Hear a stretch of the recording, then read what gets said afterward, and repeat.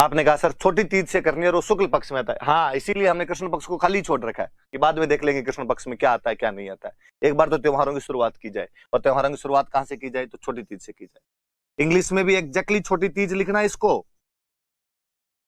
कोई small third day type का कर मत लेना कुछ कि आपको लगे यार ये लिख देते हैं, नहीं छोटी तीज ही लिखा जाना चाहिए। तो तृतीया को छोटी तीज। अपने काम की बात कि छोटी तीज सबसे अच्छी कहीं पर यदि मनाई जाती है तो जयपुर। आपसे कोई पूछेगा कि छोटी तीज कहां की फेमस है, बिना सोचे समझे बताना कि सर छोटी तीज है वो जयपुर की प्रसिद्ध है। आपको पूछेगा कि हम छोटी तीज मनाते क्यों हैं, मैं कहूंगा छोटी तीज हमारे पति पत्नी के प्रेम का त्योहार है। पति पत्नी के प्रेम का त्योहार है।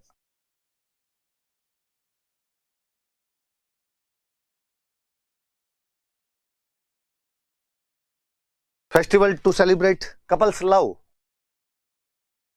आप में से कईयों को लगेगा कि सर ऐसे कैसे बात कर रहे हो, पति पत्नी के प्रेम का त्योहार हमें पता है करवा चौथ होता है, छोटी तीज नहीं होता सर, और कुछ होगा आपके याद नहीं रहा होगा। आपको नहीं लगता बताने में थोड़ी गलती कर रहे हो आप? मैं कहूंगा कि नहीं, मैं एकदम सही हूं। राजस्थान में पति पत्नी के प्रेम का त्योहार छोटी तीज ही होता है।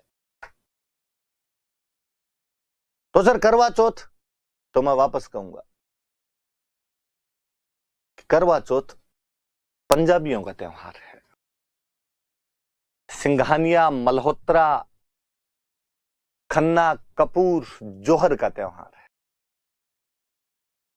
चूंकि पंजाबियों का बॉलीवुड पर कब्जा रहा, मूवी बनाने वाले सारे कपूर, खन्ना, मल्होत्रा, सिंघानिया, जौहर, चोपड़ा रहे, इसलिए उन्होंने अपनी फिल्मों में और सीरियल को करवा चौथ को बढ़ा बढ़ा के बताया। इसलिए करवा चौथ पूरे भारत में पॉपुलर हो गई, और आजकल सबको लगता है कि पति पत्नी के प्रेम का त्योहार करवा चौथ है। वरना लो बात आई तो मैं और बताऊं, चौथ किसी भी एक साल में 24 आती है। कितनी चौथ आएगी? 24 चौथ आएगी। 12 चौथ कृष्ण पक्ष में, 12 चौथ शुक्ल पक्ष में, 12 अंधेर पक्ष अंधेरे वाले में, 12 चानन पक्ष चंद्रमा वाले में। शुक्ल पक्ष में 12 की 12 चौथ के लिए कहा जाता है इनका चांद नहीं देखा जाना चाहिए। गांव में कहानियां होती है कि शुक्ल पक्ष का यदि चांद कोई देख लेता है तो चोरी का आरोप लग जाता है। इसलिए शुक्ल पक्ष में कभी कोई चतुर्थी आ ही नहीं सकती। आपसे कभी कोई क्वेश्चन पूछ ले कि तिल चतुर्थी कब आती है, आपको नहीं पता कब आती है, पर नीचे ऑप्शन देख लेना, यदि किसी में शुक्ल लिखा हुआ है तो काट देना, बिना सोचे समझे काट देना कि चतुर्थी कभी शुक्ल में आ ही नहीं सकती। एकमात्र अपवाद हम पढ़ेंगे गणेश चौथ, जो शुक्ल पक्ष में आएगी। इसके अलावा कोई भी चतुर्थी कभी भी शुक्ल पक्ष में आएगी ही नहीं। तो चतुर्थी हमेशा कृष्ण पक्ष में आएगी। तो आपने कहा कि ठीक है सर, यदि शुक्ल पक्ष में गणेश चतुर्थी वाले अपवाद को छोड़ दें तो शुक्ल पक्ष में चतुर्थी आ ही नहीं सकती। तो 24 में से 24 12 तो उधर वाली निकल गई, इधर केवल 12 बची, तो मतलब कृष्ण पक्ष वाली चतुर्थी आ सकती है। मैं कहूंगा हाँ, और कृष्ण पक्ष वाली जो 12 चतुर्थी आती है, चौथ जो आती है 12, गांव में महिलाएं 12 की 12 चौथ की पूजा करती है। वरना बैसाख, साढ़, काती और माह, ये वाली 4 चौथ बड़ी होती है और इनकी तो सारी महिलाएं ही रख लेती। तो ज्यादा धार्मिक हो तो 12 की रख लेती है, वरना इन 4 चौथ को तो बड़ी चौथ माना जाता है, इनकी तो रख ही ले। उनमें जो कार्तिक वाली चौथ आती है वो करवा चौथ आती है। करवा चौथ को व्रत रख लिए जाते हैं सामान्य, जैसे बाकी चौथ के व्रत रखे जाते हैं, करवा चौथ के रख लो। मैंने तो कभी गांव में कोई ताम जाम देखा नहीं। और मैं बताऊं, शुक्ल पक्ष वाली मैं बात बताऊं, फिर मैं वापस इस पर आऊंगा। कभी गांव में छोटे थे तो मम्मी दूज का चांद पकड़ पकड़ के दिखाया करती, द्वितीया का चांद जबरदस्ती पकड़ पकड़ के दिखाया जाता था, इधर आ दूज का चांद देख। और अक्सर तो मुझे याद आता है कि चांद देखते ही नहीं थे, हाथ जोड़ के वो गीत सा और गाया करते थे, चांद मामा घबा दे, नया नया घबा दे। कईयों को लगेगा घाबे क्या होते हैं, कपड़े, कपड़ों को घाबे कहते हैं। और चूंकि कपड़े मामा ही दिलाया करते थे, मम्मी ननिहाल जाती 12 महीने में एक बार, तब नए कपड़े आते थे। पापा का ये कर्तव्य नहीं होता था कि आपको कपड़े दिलाएं, क्योंकि पापा के कपड़े भी ननिहाल वाले ही बेचते थे, अपने ननिहाल वाले ही पापा कपड़े बेचते। तो पापा किसके कपड़े दिलाएंगे? पापा अपने बुआ जी को, अपने बुआ के बेटों को, उनको कपड़े दिलाएंगे। सब अपने ननिहाल से ही कपड़े लेके आते, इसलिए बच्चों को लगता कि कपड़े मामा जी दिलाते हैं। चांद मामा है, इसलिए चांद मामा घाबा दे, नया नया घाबा दे। दूज वाले दिन हाथ जोड़ते उसके आगे। पर मम्मी चौथ वाले दिन सुबह सुबह कहती, छोरो आज चांद मत देख लेना रे, और आज चांद देख लिया ना तो चोरी का आरोप लग जाएगा। भगवान कृष्ण पे लग गया था कि उन्होंने सैमंतक मणि चुराई है, क्योंकि उन्होंने चौथ का चांद देख लिया था। केवल इस वजह से कलंक लग जाता है चौथ का चांद देखने से। पर बचपन में जिन चीजों के लिए मना किया जाता है, उन चीजों को करने में ज्यादा मजे आते हैं। और उस दिन शाम को चांद, वरना तो पता ही नहीं चलता चांद कब आया और कब चला गया। उस दिन शाम को धीरे धीरे देखते, पर यूं देखते। एक आधा भाई बहन खोड़ला होता, मम्मी को बताऊंगा, मम्मी को बताऊंगा। कई बार तो पिटाई और हो जाती। तब से मन में आएगा भाई चौथ का चांद नहीं देखेंगे। मेरे तो अभी एक दिन दिख गया था, 4-5 दिन पहले, ये जो चौथ निकली इसका, मुझे यूं बड़ा अजीब लगा, यार चौथ का चांद देख लिया, अपने चौथ का चांद देख लिया। भले कितने साइंटिफिक होने की कोशिश करें, हमें पता है कि अंधविश्वास ये देखने से क्या ही हो जाएगा ऐसे, पर मन में अभी तक भी वो बचपन जिंदा रहता है कि नहीं यार चौथ का तो नहीं देखते हैं ना, बचपन में मना करते थे ना, चौथ का क्यों दिख गया। कई दरियों कानों के हाथ वाथ लगाने की एक्टिंग करते हैं। तो चौथ के चांद शुक्ल पक्ष में तो देखे नहीं जाते, इसलिए चतुर्थी आएगी तो कृष्ण में आएगी। कृष्ण में 12 में से 12 चौथ की पूजा की जाती है। 12 में नहीं तो 4 की तो बड़ी वाली की पक्की कर लेते हैं। उन 4 में से एक कार्तिक वाली करवा चौथ आती है, तो नॉर्मल महिलाएं वैसे ही पूजा कर लिया करती थी। अपने लिए करवा चौथ कभी बड़ा इतना त्योहार रहा ही नहीं। और कभी आप उस करवा चौथ की तो जो कल्चर है उसको पकड़ने की कोशिश करो और देखो कि क्या ऐसा राजस्थान में संभव था कि करवा चौथ जो नॉर्मली अब हम देख रहे हैं, जो स्वरूप देख रहे हैं, वो ये कहता है कि पत्नी सज संवर के, एकदम सज धज के छत पे जाएगी और वहां छलनी में से अपने पति को देखेगी। चांद वो है, उसको देखेगी। इमेजिन कीजिए, आज से 2 पीढ़ी पहले क्या अपनी मम्मी वाली पीढ़ी, दादी वाली पीढ़ी ऐसा कर सकती थी? क्या कोई महिला सज धज के छत पे खड़ी हो सकती थी? गांव वाले बात बना ले पूरे, अब फलान जी की बीरनी छत पे खड़ी थी और उसमें पति को देख ले। आप कभी सोच के देखिए कि मम्मी या दादी वाली पीढ़ी क्या ऐसे अपने पति को, पापा को या दादाजी को बोल सकती थी कि प्लीज शाम को घर जल्दी आ जाना, मैं छलनी में से देखूंगी। जूता 10 नंबर का आता है पैर में। उल्टी लुगाइयां अपने तो कहती थी कि बोमिया तू बाहर ही रहना, मत आना। डाकियों से लगता था डर पहले, तो कोई पति को बुलाने वाली ये फीलिंग तो हुआ ही नहीं करती थी। अपने चौथ चांद देखा, शाम को रोटी खा ली, दिन में कहानी सुन लिया करते थे। एक को बाबू कहानी आती थी, बाबू कहानी सुना दिया करती थी। तो भाई साहब अपने करवा चौथ नहीं होती थी, पति पत्नी के प्रेम का त्योहार था। अपने जो पति पत्नी के प्रेम का त्योहार था वो तीज था। तीज आया करती थी।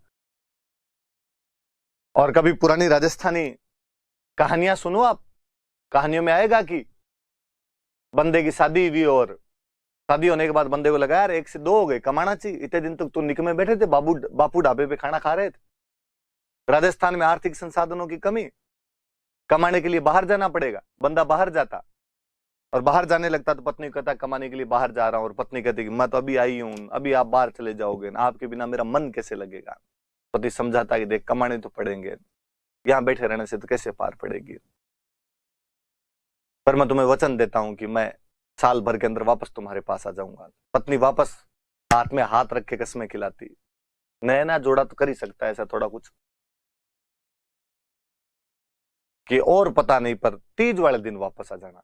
बात पे गौर कीजिए आप, पत्नी पति को कह रही है कि तीज वाले दिन वापस आ जाना। तमाम राजस्थानी कहानियां ये चीज बताती है। फिर कहानियों का फिर वो रोमांच की पति कमाने के लिए 7 समंदर पार गया। अपने लगता है 7 समंदर पार कहां जाते हो? कहीं नहीं जाते जी, मालवा जाते थे, मध्य प्रदेश वाला। बीच में 7 नदियां आती थी, अपने वालों की तो नदियां भी नहीं देखी होती थी, पश्चिमी राजस्थान वालों की। तो इतना पानी देखे अपने को लगता है समंदर ही पड़ा है, तो 7 समंदर पार गए थे। कहानियों का रोमांच वो कि सावन का महीना आते ही और पति ने जिस सेठ के, जिस राजा की नौकरी करता था, उसको कहा 30 वाले दिन छुट्टी देना, मुझे घर जाना है। सेठ या राजा बहुत खड़ूस था और उसने छुट्टी नहीं दी।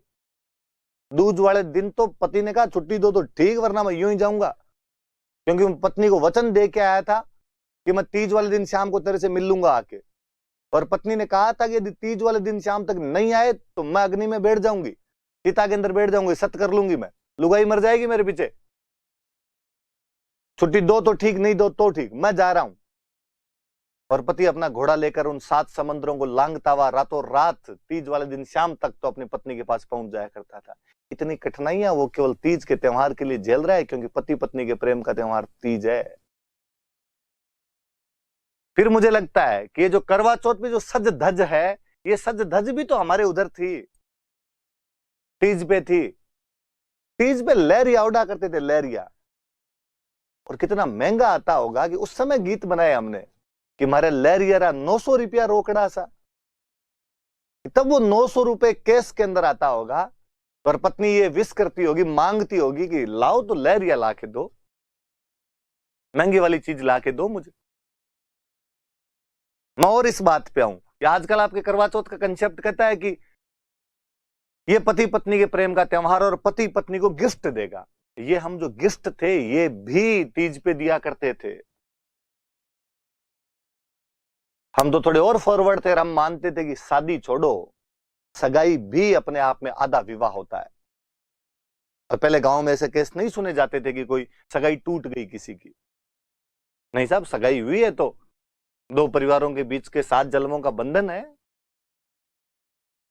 इनके बीच का अटूट रिश्ता है। सगाई हो गई, शादी हुई नहीं, तीज आई। क्योंकि सगाई अपने आप में आधा विवाह है, तीज पति पत्नी के प्रेम का त्योहार है, तो पति पत्नी को गिफ्ट भेजे। और हम कहते हैं कि भेजते हैं भाई, पति गिफ्ट भेजता है। और वो जो गिफ्ट होते हैं उन गिफ्ट को बोलते हैं सिंजारे। कि पति द्वारा पत्नी को गिफ्ट भेजे जाते हैं। वो पीहर में होती है तो पीहर में गिफ्ट भेजे जाते हैं, उनको सिंजारे कहते हैं कि सिंजारा आया। हम और फॉरवर्ड थे, हमने कहा कि ये रिश्ता केवल पति पत्नी का थोड़ी होता है, ये न्यूक्लियर फैमिली वाले कंसेप्ट हमारे नहीं है। उस पत्नी का रिश्ता एक बंदे से नहीं है, केवल उसके पूरे परिवार से, सास ससुर ननद देवर, इसलिए सबकी तरफ से गिफ्ट जाएंगे। इसलिए हम कहते हैं ससुराल पक्ष से नवविवाहिता को ये गिफ्ट भेजे जाते हैं, ससुराल पक्ष से उस लड़की को गिफ्ट भेजे जाते हैं जो सिंजारे होते हैं। वो कुंवारी है, अभी तक शादी नहीं हुई है, तो भी उसको पीहर में बैठे बैठे उसके ससुराल वालों ने गिफ्ट भेजे कि नहीं तू हमारी बहन नहीं है।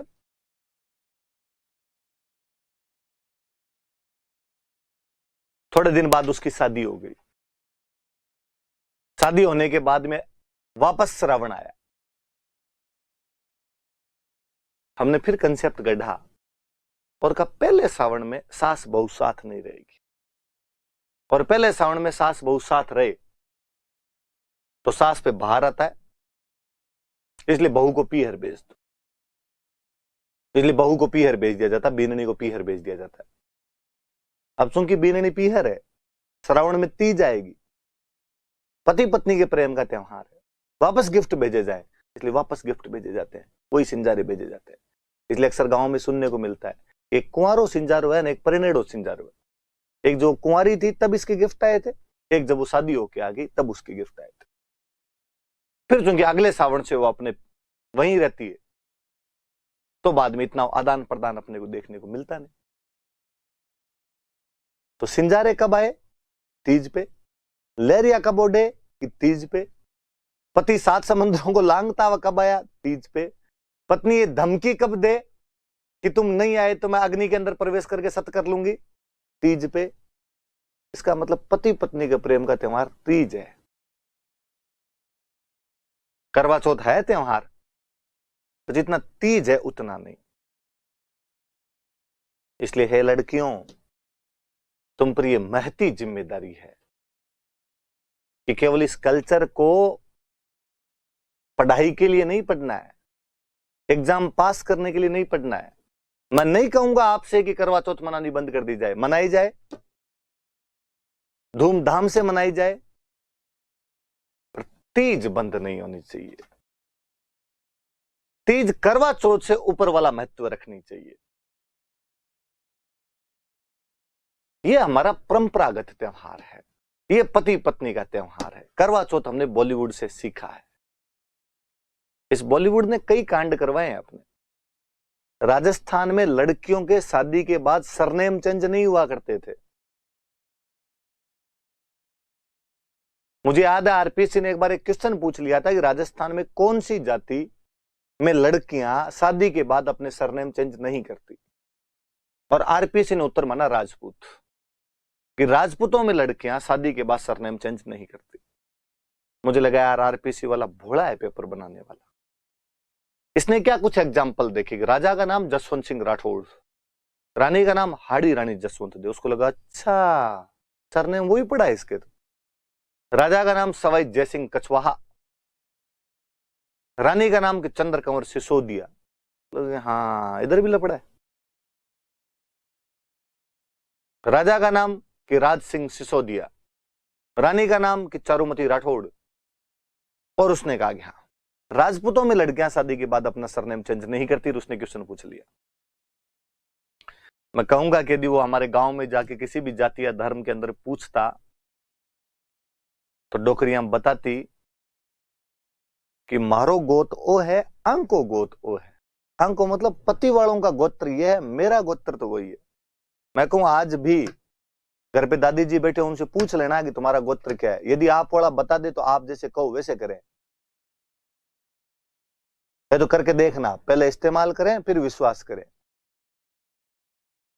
नहीं बताए सरनेम चेंज होते ही नहीं थे। ये महाराष्ट्र की प्रक्रिया है, वहां पर सरनेम चेंज हुआ करते थे। आजकल हम भी देखते हैं, देखा देखी लड़कियां सगाई होती फेसबुक पे ही सरनेम चेंज कर लेती।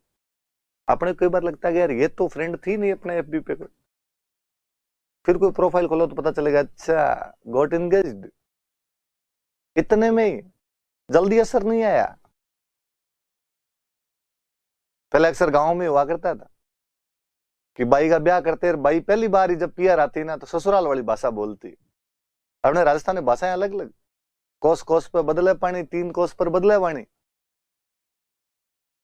तो भाई ससुराल वाले थोड़े बहुत जो शब्द होती ससुराल वाले बोलते, और गांव में कहते भाई सासर और रंग जल्दी चढ़ो।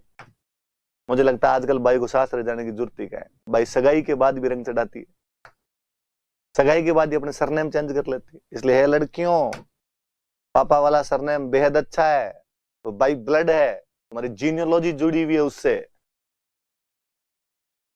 पति वाला सरनेम बच्चे लगाएंगे, तुम तो अपने पापा वाला सरनेम लगाओ कम से कम। बॉलीवुड ने कई काम करवाए हमसे। बॉलीवुड ने देवी देवता चेंज कर दिए भाई अपने। कौन जानता था 2 पीढ़ी पहले वैष्णो माता को? वैष्णो माता से माफी मांगते हुए 100 सलाम महाराज, माफी देना। पर 2 पीढ़ी पहले वाले को पूछो अपने राजस्थान में वैष्णो माता का नाम भी सुना था क्या? कोई गया था क्या तुम्हारी 7 पीढ़ियों में भी वैष्णो माता की? करणी माता, जीर्ण माता, शीला माता, जमवाई माता, चामुंडा माता, आई माता भरी पड़ी थी अपने यहां पे। एक पंजाबी आए, गुलशन कुमार जी। पंजाबियों की देवी मां वैष्णो है, पहाड़ों के अंदर है, पंजाब के पास में। वो जाया करते थे। उन्होंने जब गाने बनाए, गुलशन कुमार जी ने जब गाने बनाए, वो तो अपनी माता जी के बखान करेंगे। उन्होंने वैष्णो माता जी गाने बनाए। पूरा राजस्थान जा रहा है उधर, पूरा नॉर्थ इंडिया जा रहा है उधर। और मुझे लगा यार वहां से हम कई कंसेप्ट और सीख के आ गए। पंजाबी बड़े एनर्जेटिक लोग होते हैं, और जाते हुए जोर जोर से नारे लगाते, जोर से बोलो जय माता दी, आगे वाले जय माता दी, पीछे वाले जय माता दी। मुझे लगता है यार ये तो अपने तो होता ही नहीं है। अपने तो मंदिर जाते हैं तब कहते चुप, बोलेगा नहीं। अगर कोई बड़े हैं सामने देवी देवता, उनके सामने चरचर चरचर करते रहते हो, एकदम चुप रहो, मोबाइल साइलेंट करके जाते हैं। मुझे कई बार बड़ा अजीब लगता है कि मैं देशनो करणी माता मंदिर में गया हुआ होता हूँ और वहां पे कोई लड़कों का ग्रुप आता है, यहाँ चुपचाप माँ की भक्ति कर रहे होते हैं, माँ को याद कर रहे होते हैं, और कोई जोर से आगे बोलता है, जोर से बोलो, सच्चे दरबार की, करणी माता की। मुझे कई बार उन बच्चों को समझाने का जी करता है कि बच्चों नहीं, अपने वाली जो मम्मी है, अपने वाली जो माता है, ये शोरगुल पसंद नहीं करती है, नाराज हो जाएगी। फिर कई बार लगता है कि यार बच्चे कह देंगे कि नहीं सर, नहीं भैया, माता कभी कुमाता नहीं हो सकती, मम्मी अपने बच्चों पे कभी नाराज नहीं हो सकती, शोरगुल करेंगे तो भी वो नाराज नहीं होगी। तो मुझे वापस उनको कहने का जी करता है कि जिस भाषा में तू जय बोल रहा है, ये भाषा माता को नहीं आती। ये जय माता दी, ये दी वाला जो वर्ड है ना, ये पंजाबी है। अपने वाली जय माता जी, जय माता की, जय माता री है। तू जोर से बोलो जय माता जी, जय माता की, जय माता री बोले तो समझ आएगा। पंजाबी नहीं आती करणी माता को, जीवन भर देश नौ की रही थी, बीकानेर में रही थी, डोगरी के पल्ले नहीं पड़ेगी ये वाली भाषा। प्लीज मत बोल। बॉलीवुड क्या क्या नहीं करवाए हमसे। वैष्णो माता जाना उनके होता है जिनको मनाने होते हैं हनीमून। घर वालों को सीधा कदे हनीमून मना के आना है, तब तो आज भी पश्चिमी राजस्थान में तो उल्टा लटका के चमड़ी छोले कोई। तो कहा कि बेचारे लड़की का नाम लेके, और कहा लड़के ने जाके पापा के मम्मी के पास मुंह बनाते हुए कहा, भोला बनते हुए कहा। ये जब 12वीं में पढ़ती थी तब इसके जात बोली हुई थी कि जोड़े से वैष्णो माता की जाके आएंगे। घर वाले इन जात से न बड़ा डरते हैं कि बोली हुई मन्नत और नहीं जाए तो लफड़ा हो सकता है। घर वाले कहते सोच सलाम महाराज, वैष्णो माता की जाके आओ। दोनों कहाँ है, सिक्कर पड़ेगी कि झुंझुनू पड़ेगी? कहा ना ना, है तो कश्मीर, इतना दूर कैसे जाओगे? अब देख लो, जाना ही पड़ेगा, क्या है। घर वाले रुपए देते हैं कि जाओ। जानो रामदेव रट, जानो चोटीला धाम, किसको जाना वैष्णो माता? यहाँ देखने गुलमर्ग और सोनमर्ग। वैष्णो माता का नाम है बेचारी का, पर माता जी सब कुछ जानती है। उसके नाम पे जो जो कांड किए जा रहे हैं ना, डोकरी सब एकदम वही है जी। माता कुमाता नहीं हो सकती दो गति। कोई नहीं बच्चों, मेरे नाम पे भी एंजॉय कर लिया तुमने, कोई बात नहीं है। तो ये तीज है भाई, अपना पति पत्नी के प्रेम का त्योहार। अपने पति पत्नी के प्रेम का त्योहार करवा चौथ नहीं है। तो तीज कब आती है? तो श्रावण शुक्ल तृतीया को। सबसे अच्छी कहाँ हो? तो जयपुर के अंदर हो। किसका त्योहार है? तो पति पत्नी के प्रेम का त्योहार है। जो गिफ्ट आते हैं उनको क्या कहते हैं? सिंजारा कहते हैं। याद रहे, तो प्रीलिम्स में क्वेश्चन पूछेगा कि तीज के अवसर पर नवविवाहिता को मिलने वाले गिफ्ट क्या कहलाते हैं? सिंजारा। लफड़ा तो तब होगा जब वो ये पूछ लेगा सिंजारा क्या होता है। और नीचे ऑप्शन आएंगे, ग्रासिया महिला के नाक का आभूषण, बाड़मेर जिले का सुदूरवर्ती एक गांव, मूंग की एक किस्म, नवविवाहिता के लिए आने वाले उपहार। आपको लगेगा मूंग हो सकता है, मूंग फसलों में कोई नई किस्म आ गई होगी। मोदी सरकार ने कहा होगा किसानों की आय दुगनी करेंगे, इसलिए मूंग थोड़े अच्छे भेजेंगे, सिंजारे वाले मूंग भेज दिए होंगे कोई। नहीं, नवविवाहिता के लिए आने वाले गिफ्ट हैं। और याद रखना कि कौन सी ओढ़नी ओढ़ी जाती है? तो ओढ़नी का नाम है लहरिया। लहरिया के कपड़े पहने जाते हैं, लहरिया ओढ़नी ओढ़ी जाती है। चलिए प्लीज लड़कियों, तीज वाले दिन सब लहरिया ओढ़ना, गिफ्ट मंगवाना तो भी कहना कि लहरिया लाके दिए जाए। और मैं बताता हूं, ये छोटी तीज प्रकृति प्रेम का त्योहार है।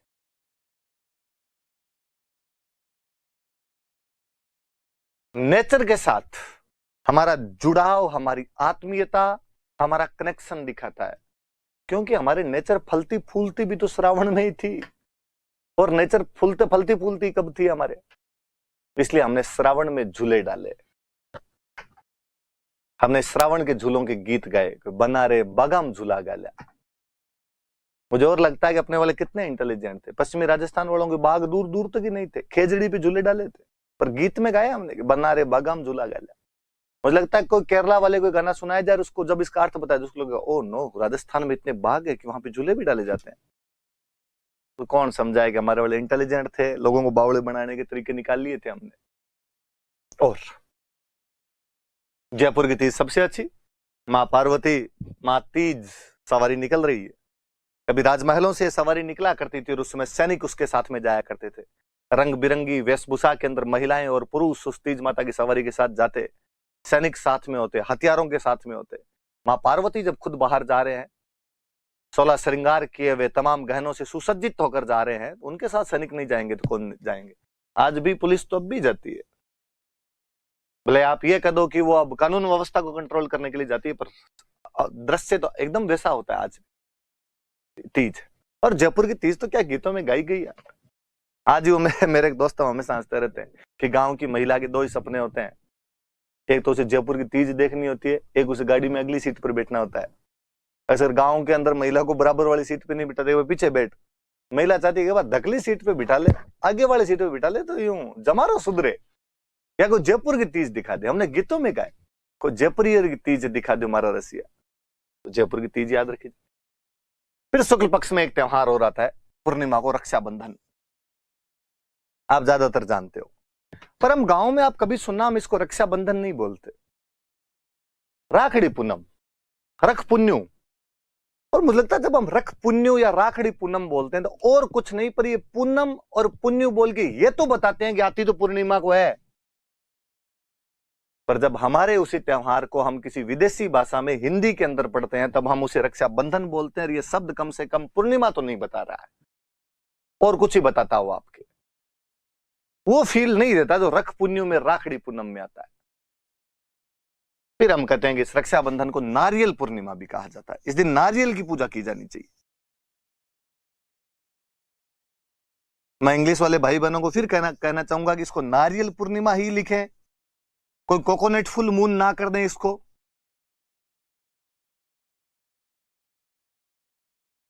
ये नारियल पूर्णिमा ही है। कभी घरों में देखा हो तो जब विधि विधान से रक्षाबंधन मनाते हैं तो बाकायदा हाथ में नारियल दे के फिर बहनें राखी बांधती है। ये नारियल पूर्णिमा है। हम इस दिन श्रवण कुमार की पूजा करते हैं।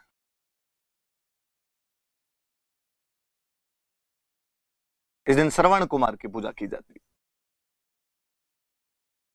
आप में से ज्यादातर लोगों ने श्रवण कुमार की कहानी सुनी होगी कि एक आज्ञाकारी पुत्र जो अपने अंधे माता पिता को तीर्थ यात्रा कराने के लिए लकड़ी की एक कावड़ बनाकर उनको घुमाता हुआ फिरता है। यह उन दिनों की बात है जब अयोध्या के अंदर महाराज दशरथ राज कर रहे थे। महाराज दशरथ की एक खासियत थी कि वो शब्द भेदी बाण चलाया करते थे। और महाराज दशरथ ने उस दिन सरयू नदी के किनारे अपना मचान लगाया और कहा कि रात्रि के समय में जब जंगल का कोई जानवर इस सरयू नदी के अंदर पानी पीने के लिए आएगा, जैसे वो अपना मुंह डालेगा, छपाक की आवाज के साथ मैं तीर चलाकर उस जानवर का शिकार कर लूंगा। दुर्भाग्य, विडंबना कि उस दिन जंगली जानवर की जगह वह आज्ञाकारी पुत्र श्रवण कुमार अपने अंधे माता पिता के लेकर वहीं आसपास कहीं ठहरा हुआ था। और अंधे माता पिता को जब रात्रि को प्यास लगी तो अपना बर्तन लेकर उस सरयू नदी से पानी लेने के लिए आया। उसके बर्तन की छपाक की आवाज ने राजा दशरथ को चौकन्ना किया और उनके एक ही शब्द भेदी बाण ने श्रवण कुमार के प्राण ले लिए थे। तीर लगते श्रवण कुमार की चिल्लाहट सुनकर महाराज दशरथ भागे और उनको लगा कि मनुष्य मर गया। जब तक वो आते तब तक उस युवक के प्राण लगभग निकलने वाले थे। युवक ने केवल इतना कहा कि महाराज दशरथ, अंधे माता पिता मेरे पानी के लिए मेरा वेट कर रहे होंगे, प्लीज पानी उनको पिला देना। महाराज दशरथ उन अंधे माता पिता के पास गए। कई देर तक तो उनके मुंह से बोलती ना फूट पाई, ना कह पाई कि मैंने तुम्हारे पुत्र को मार दिया है। लेकिन जब वो अंधे माता पिता ने कहा कि हमें कुछ अनहोनी मालूम हो रही, तुम कौन हो, क्या हो, हमारा पुत्र कहाँ गया, वो जब चित्कार किया तो महाराज दशरथ रोए और रोते उन्होंने कहा कि गलती से मेरे हाथों से तुम्हारा पुत्र मर गया है। अब मैं तुम्हारे लिए पानी लेकर आया हूं, पश्चाताप करना चाहता हूं, प्रायश्चित करना चाहता हूं, जो सजा देना चाहते हो वो दीजिए। अंधे माता पिता ने कहा कि महाराज दशरथ, कोई अंधा माता पिता क्या ही सजा दे सकता है तुम्हें, प्रकृति सब सजाएं सब लोगों के लिए तय रखती है। लेकिन आज हम हमारे पुत्र के वियोग में तड़प तड़प के मर जाएंगे और हमारी हाय तुम्हें लगेगी, एक दिन तुम इसी प्रकार अपने पुत्र के वियोग में तड़प तड़प के मर जाओगे। कहानी आगे कहती है कि काफी दिनों बाद जब महारानी कैकेयी के वरदानों के कारण महाराज दशरथ को अपने पुत्र राम को वनवास देना पड़ा, तो महाराज दशरथ पुत्र राम के वियोग में उसी प्रकार तड़प तड़प के मरे थे जिस प्रकार कभी श्रवण कुमार के माता पिता उसकी याद में तड़प तड़प कर मरे थे। वो दिन रक्षाबंधन का दिन था, वो श्रावण की पूर्णिमा का दिन था, इसलिए आज भी हम उस आज्ञाकारी पुत्र श्रवण कुमार की इस दिन पूजा करते हैं। यह शुरुआती क्लास थी, अपनी इंट्रोडक्शन था। ये 2 त्योहार बताए मैंने, त्योहार कब शुरू होते हैं ये बताए गए। आप पढ़ना, कल वाली क्लास से हम और ढंग से शुरू करेंगे कौन कौन से त्योहार है। थोड़ी सी बातों को समझने की कोशिश करना। जिन लोगों का कल्चर से ज्यादा कोई वास्ता नहीं है वो थोड़ा ज्यादा इंटरेस्ट लेना, जिनका वास्ता है वो मुझे लगेगा कि उनको आता ही है वो थोड़ा कम इंटरेस्ट ले लेना। बेसिकली जो पूर्वी राजस्थान के भाई बंधु है वो थोड़ा ज्यादा ध्यान रखना, क्योंकि अक्सर मैं कहता हूं कि हमारे पश्चिमी राजस्थान में कल्चर होती है और पूर्वी राजस्थान में एग्रीकल्चर होती है। इसलिए तुम्हारे लोगों का इधर कल्चर से काम नहीं पड़ा, हमारे खाने के दाने थे नहीं तो हमने वर्त ही रखे और कुछ किया भी नहीं था हमने। Thank you.